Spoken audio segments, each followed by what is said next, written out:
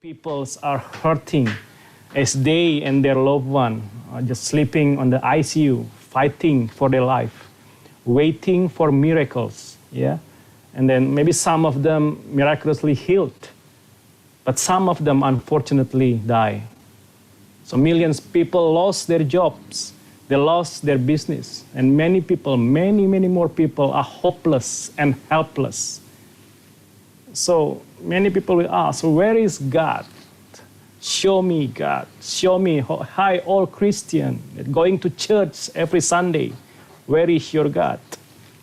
But after we read the Bible, after we read all the verses that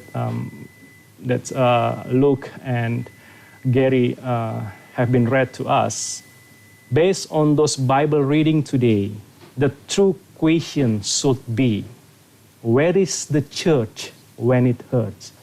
Not where is God when it's hurt, but where is the church when it hurts? Di mana saya dan apa yang telah saya lakukan waktu banyak orang terluka? Tolong ulangi pertanyaan saya. Di mana saya dan apa yang telah saya lakukan waktu banyak orang meninggal karena COVID? Tanya itu pada diri kita masing-masing. Apa yang telah saya lakukan? Di mana saya? Apakah saya hanya menonton TV terus bilang, aduh kasihan, banyak mati di sana, banyak mati di sini. We have a lot of information, but the thing is, we need to ask ourselves, have you done something? As the church, have you done something? Because this is the biggest question to us at the moment. You know, the church is the place where Jesus lives. He is the head of the church. And we are church. As the church, is his body. Jesus brought to the world eternal life. What else? Salvation, blessings, healing, grace, mercy, righteousness, forgiveness, love, and many more. Now, this is the church that has to think very seriously. Now the church has to bring all of them to the world. All the salvation or blessing, healing, grace, mercy, and everything that I mentioned to you before.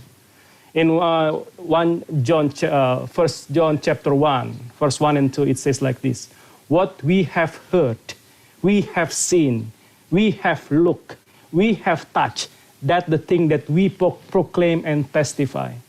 Apa yang sudah sudah dapatkan dari Yesus, itu yang harus saudara saksikan. Itu yang saudara harus proclaim. The biggest challenge to the church at the moment, as the church is the only people who will fulfill the word of God, will fulfill the will of God, who will fulfill all the glory of God. Ini yang menjadi pertanyaan buat kita semua. This is the biggest challenge for the church. The challenge now is, has the church fully awake or they are just asleep and dead? So Ephesians 5:14, it says like this, that this is why it is said, wake up sleeper, rise from the dead, and Christ will shine on you. Bahasa Indonesia bilang seperti ini, bangunlah hai kamu yang tidur dan bangkitlah dari antara orang mati, dan Kristus akan bercahaya atas kamu. Gereja harus bangun saat-saat ini. Gereja nggak bisa hanya urus soal kebaktian. Gereja nggak bisa hanya urus soal bagaimana nanti kita online, bagaimana nanti kita onsite, bagaimana nanti kita kembali ke gereja, bagaimana persembahan kita. We have the great commission to all as believer from God. We need to ask ourselves whether we have done or we are doing what we are doing at the moment. Or we just busy with our domestic issues. Or we just spend our valuable time just for our own desire saat-saat ini. Yeah.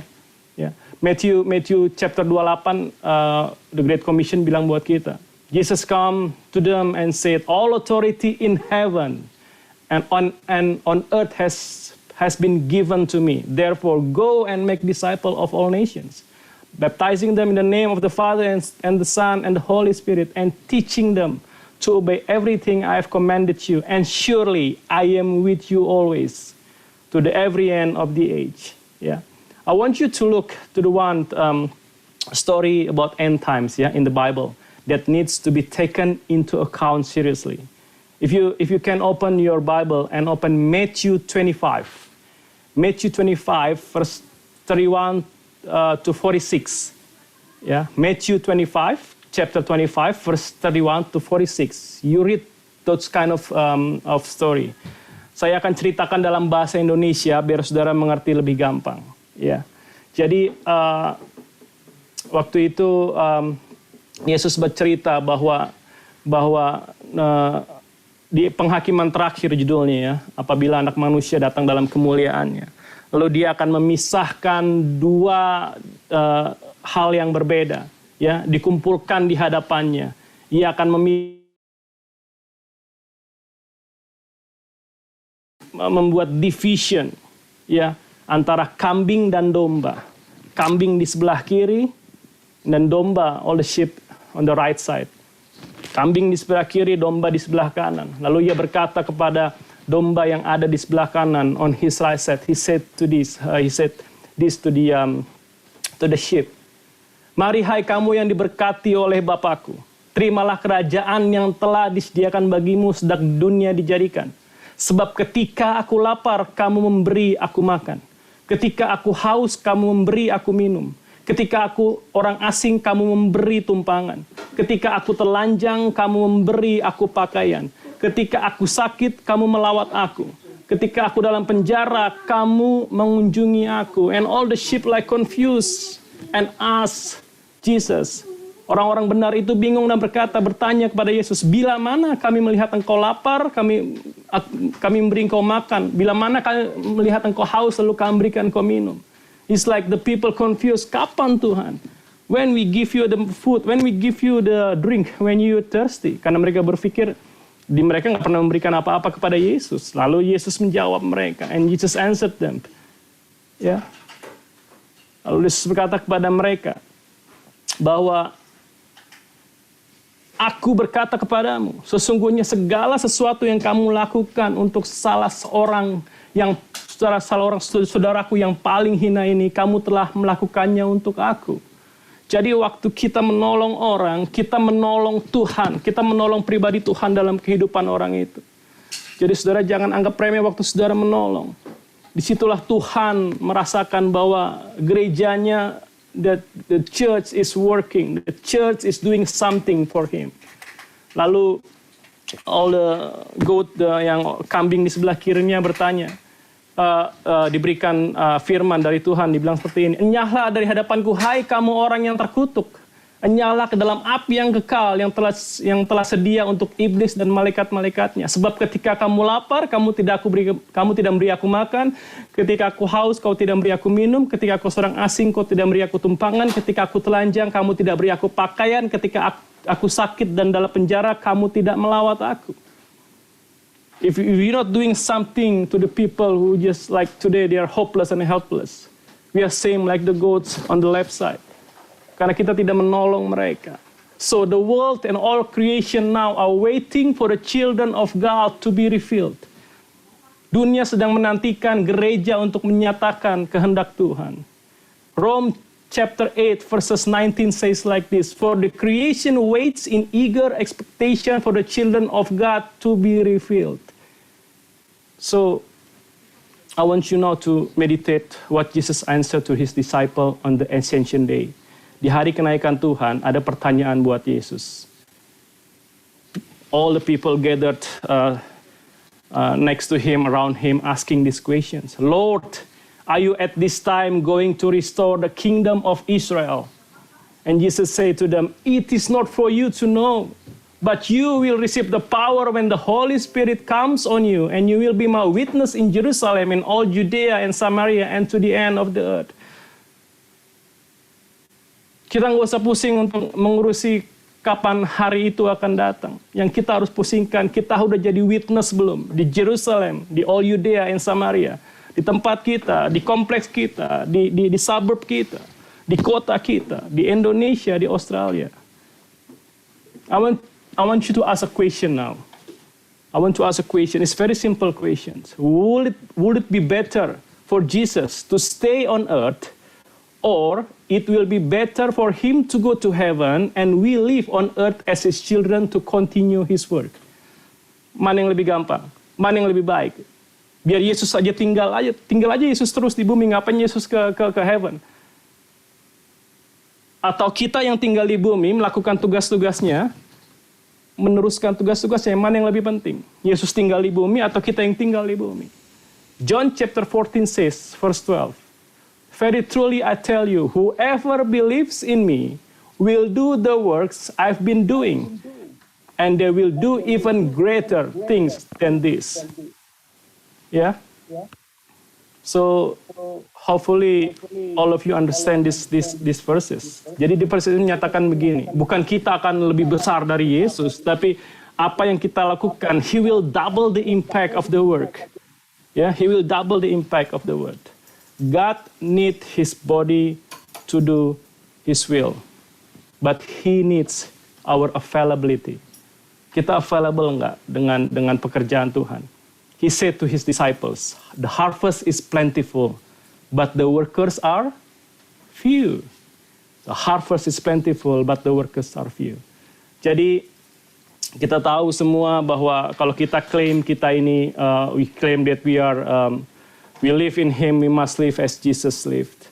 So some points that I need to bring up today from the verse that we read, John 17. The first point is, the church is called to do and fulfill the will of God. Yeah, the church is the executor of all God's work. Kita ini semua adalah pelaksana kehendak Tuhan. Kita yang menggenapi semua rencana Tuhan di bumi. We are sent into the world to do His work. John 17:18. As you send me into the world, I have sent them into the world.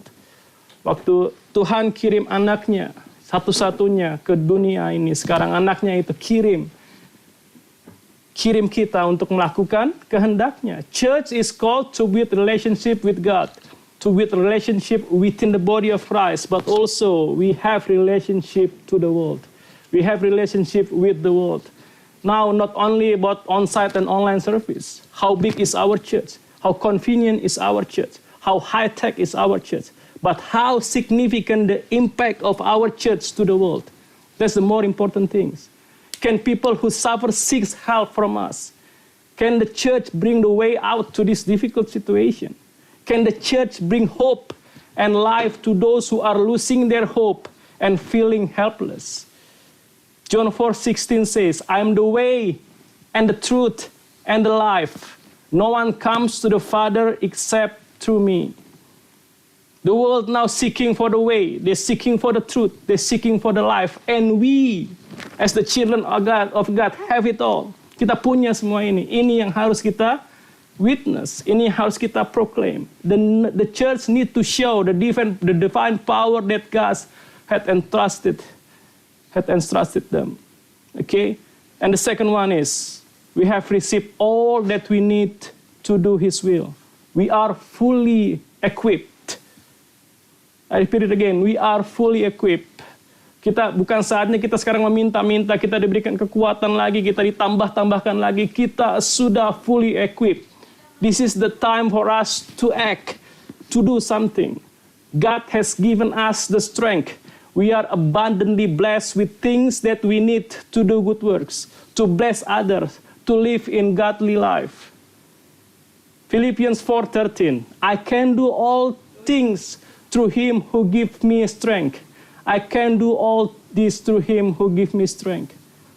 2 Corinthians 9:8, it says like this, and God is able to bless us abundantly, so in that all things at all times, having all that you need, you will abound in every good works. I can give you more and more verses about this. 2 Peter 1, verse 3, it says like this, His divine power has given us everything we need for a godly life. Okay, so now, do you exactly know what Jesus has entrusted us? Kita tahu nggak apa sih sebenarnya yang yang Yesus sudah taruh dalam kehidupan kita? Kalau kita baca Yohanes 17 secara full, Saya berikan saudara ada 3 hal yang sudah Tuhan berikan buat kita untuk menjadi saksi-saksinya di bumi. Yang pertama, this is the most important thing that we need to know. The first one is His name. So Jesus has given us His name. Name shows personality. Name shows character. Name shows His work. Ya, makanya kita harus mencintai, makanya kita harus mengampuni, makanya kita harus berkorban. Karena apa? Kita membawa nama Tuhan. Tuhan sudah berikan namanya, Yesus itu dalam kehidupan kita. Dia tinggal dalam kehidupan kita. He live inside of us. The hope of glory live inside of us. The second one, His word. The word of God. The aletheia itu sudah tinggal dalam kehidupan kita. Ya, the highest authority in our life is the word of God. Jadi namanya sudah diberikan. Second one, firman-Nya. The third one is His glory. Kemuliaan Tuhan diberikan juga buat kita. So I want for you to know about the word righteousness. Yeah, the word righteousness. Righteousness in Hebrew it calls dikaiosune or aletheia. Tapi kalau saudara baca di Ibraninya, kata righteousness ini, salah satu artinya adalah to be truly righteous is to reflect the face of God. Jadi kita mencerminkan yang namanya wajah Tuhan. Ya, kita berbuat benar karena ada kebenaran dalam hidup kita. What matter in life is what happen inside of us. Inside of you is more important than what outside of you. Ya, ada yang there's a bigger and the biggest thing inside of you. Ada kemuliaan Tuhan, ada righteousness, ada kebenaran Tuhan. Kita dibilang kita ini benihnya Allah, ya. Ya, we are the seed of the kingdom of God, dibilangnya, ya. Dibilangnya kalau if you read 1 John 3, you read from verse 9 until 17, you will be shocked, ya. Kalau dibilang begini, setiap orang yang lahir dari Allah tidak berbuat dosa lagi. Sebab benih ilahi tetap ada dalam dia. Dan ia tidak berbuat dosa karena ia lahir dari Allah. And then when you read verse 17, it say like this. Barang siapa mempunyai harta dunia, if anyone has material possession, and sees a brother or a sister in need, but has no pity on them, how can the love of God be in that person? Katanya, bagaimana mungkin bila ada kita mempunyai harta duniawi, tapi kita melihat orang yang kekurangan, lalu kita tutup pintu hati kita tidak memberikan kasih kepada orang itu. Bagaimana mungkin kita bilang kita punya kasih Allah, kalau kita tidak menolong. Kasih kita tidak hanya diperkatakan, we just not say it, we have to give something, that's love. Itu yang Tuhan bilang soal kasih. Yeah, so it is an honor to be the representative of kingdom of God. It is a great joy to be the light of the world. It is a privilege to manifest the divine power. Okay? So let what we have in us flow outside of us at the moment. We can still give financially. If you don't bless with the financial things, we can still pray. What else? We can still a lot of things to offer inside of us. We still have ears, we still have hands, we still have our legs for them. Kita bisa menolong mereka dengan apa aja. So now I just want you, all the BIUC, semua yang ada di BIUC, kita buat something untuk Indonesia. We can bless them abundantly. Kita bisa kumpulkan secara financial atau apapun, kita bantu. Kita tolong orang-orang di sekitar kita, di kota kita, di Melbourne pun kita bisa. We know kita kumpul, kita pray, but we also need to do something. As a believer, we pray and heaven responds. I believe that. We believe that our action matter to God. So be thoughtful with all your decision, with your action, because they can bring delight or they can bring grief to the Lord and to the world. So sometimes I just like, when I think about the word Christian, yeah. Kita sering bilang, saya orang Kristen. So if you think about that word Christian, yeah, it's an irony because we as a Christian sometimes we fail to fulfill the expectation of our King, who has given us everything to do good things. Kalau kita lihat a family name, if you see family name, contohnya saya ambil satu di sini, Bapak Edi Pangemanan, ya, anak-anaknya Bapak Edi akan membawa nama Pangemanan. Oke, ada Fiona Pangemanan. Nah, Fiona dalam hidupnya dia akan merepresentatifkan Pangemanan family. Kalau orang melihat Fiona, oh, Pangemanan family akan seperti apa? Lihat dari Fiona. Apa yang Fiona lakukan?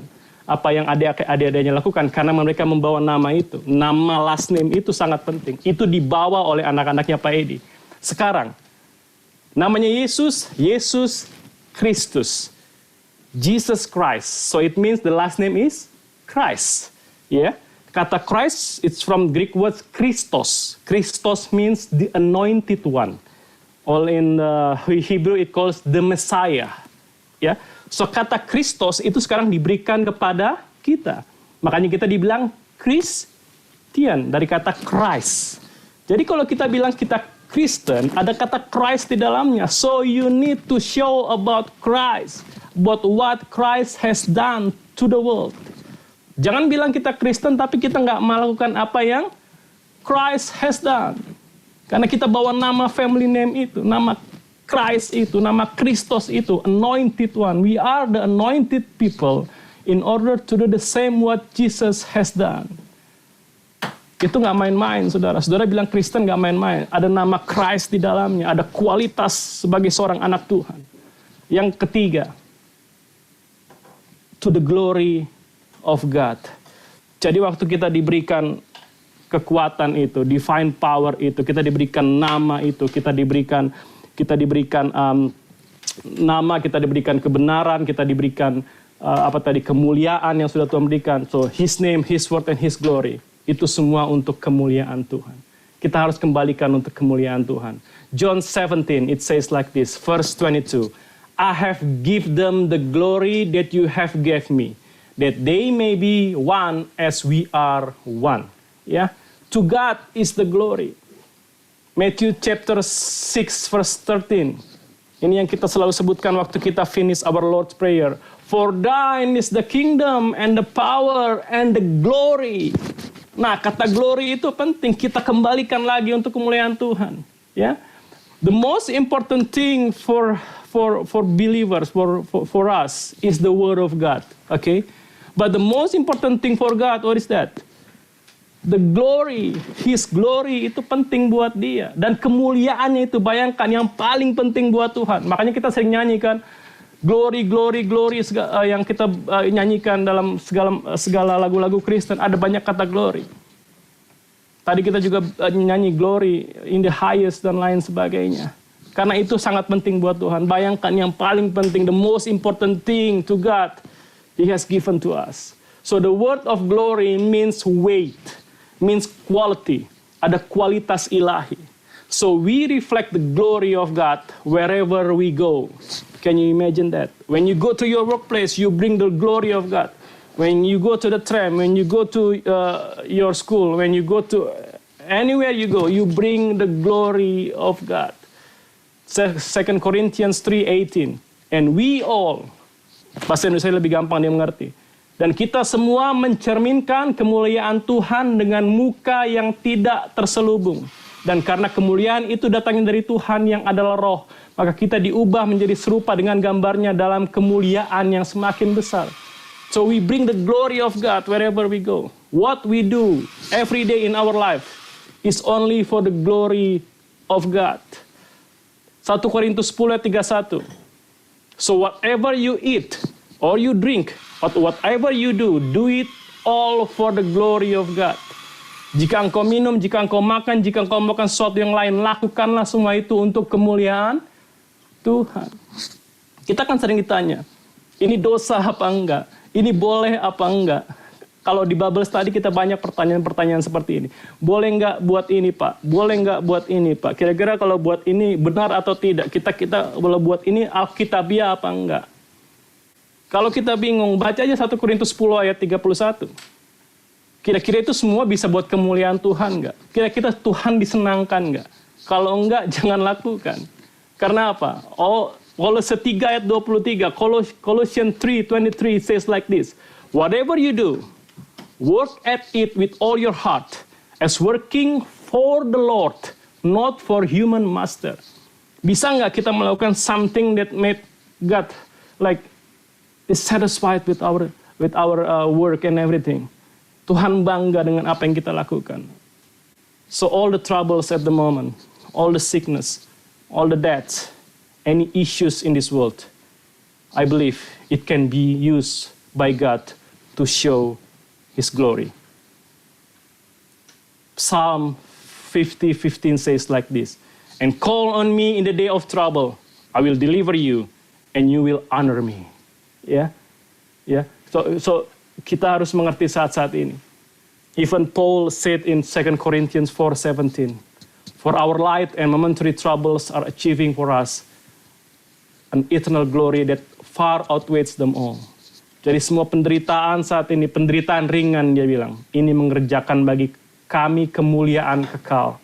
Ya, in the book of Revelation are written some of verses to show that the troubles in end times will finally reveal the glory of God. And all the people will praise and give glory to Him. Saya percaya itu. Kemungkinan kita berpikir, ada saat-saat susah, there's a lot of trouble at the moment. Pada banyak orang akan benci Tuhan. No. Melalui kita, melalui church, melalui anak-anaknya, we are the church, has to show. This is the time. We praise God. We give the glory to God. Dengan apapun yang bisa kita lakukan. Ini saatnya. Kalau dunia, kalau kita berpikir, gereja berpikir, kapan sih kemuliaan Tuhan bisa dinyatakan? Ini saatnya. When the pandemic time, people are looking for someone. People are looking for help. People are looking for someone that can help them. Mereka desperate untuk kesembuhan. They are desperate for life. They are desperate for everything. They are desperate as financially. They are desperate untuk cari pekerjaan. They are desperate untuk buka bisnis. And we are His children. We are fully equipped. Kita punya berkat itu. Kita punya pengharapan. We have the hope. We have the faith. We have everything that we need to bless our city, to bless Indonesia, to bless all the church in Indonesia, to bless all the people in Indonesia, to bless the people in many parts of the world, even di Australia. Orang membutuhkan gereja. So the biggest question now, not where is God when it's hurt? Where is the church when it hurts? God bless you. God bless you. So in conclusion, 3 things that we need to know. The first one, the church is called to do His will, to fulfill God's will. The second one, we have received all that we need to do His will. We are fully equipped. And the third one, all is to the glory of God. Tuhan memberkati. Amin.